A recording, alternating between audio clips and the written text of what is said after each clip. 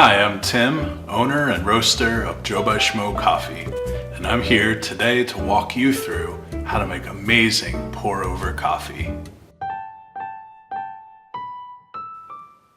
To make a pour-over, you'll need a couple objects.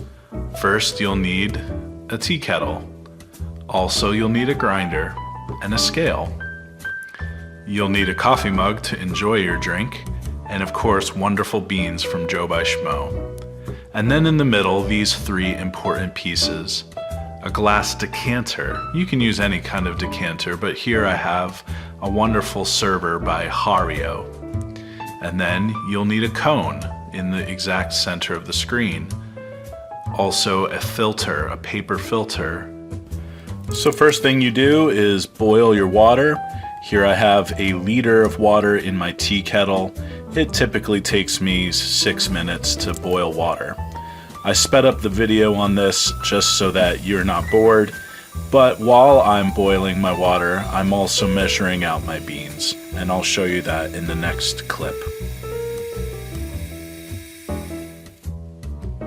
While I'm boiling, I'm also measuring out my beans on a scale. I like to use 29 grams of coffee for about 450 grams of water. So here I am measuring out those 29 grams on my scale. I'm preparing that for right before the boil, and I will grind right before that boil ends. It's really important to rinse your paper filter before you brew any coffee with that. One of the major downfalls of an automatic drip pot coffee is the flavor's just not there for multiple reasons, but a large reason is just it tastes kind of papery. So right as the water is boiling, we like to take some water, run it through that paper filter. This allows the decanter as well as the cone to warm up, and it allows the paper to be rinsed out. The tea kettle's almost at boil, so now it's time to grind those beans.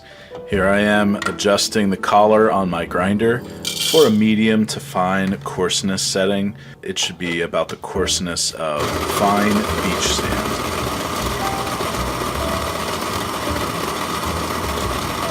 After disposing of that rinse water in your decanter, add the grinds into the paper filter and place the server and cone on top of your scale.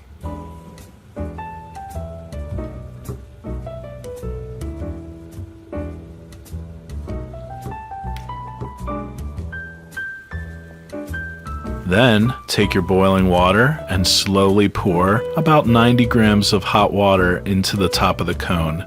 This allows your coffee to bloom for 30 seconds to 45 seconds before you begin your full pour.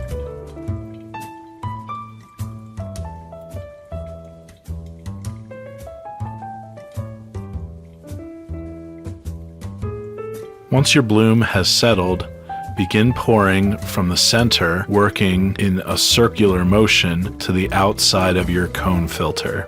Do this for a few seconds and let it set.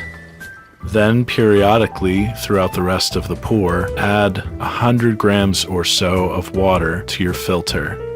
While you're doing this, make sure that none of your coffee is clinging high up on the sides of the filter. You don't want any grounds high and dry. You want all your grounds in the middle extracting in the mix of the slurry. Pay attention to your scale weight, and once you get to 450, stop pouring water to your cone.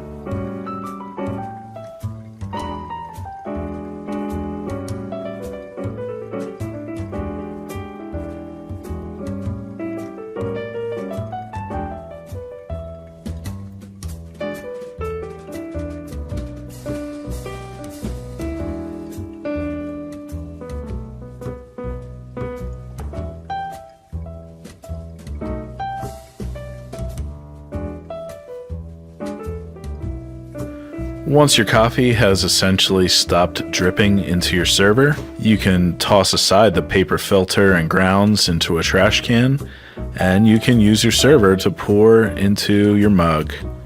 It's smelling great, it's looking wonderful, it's going to be a great cup of coffee.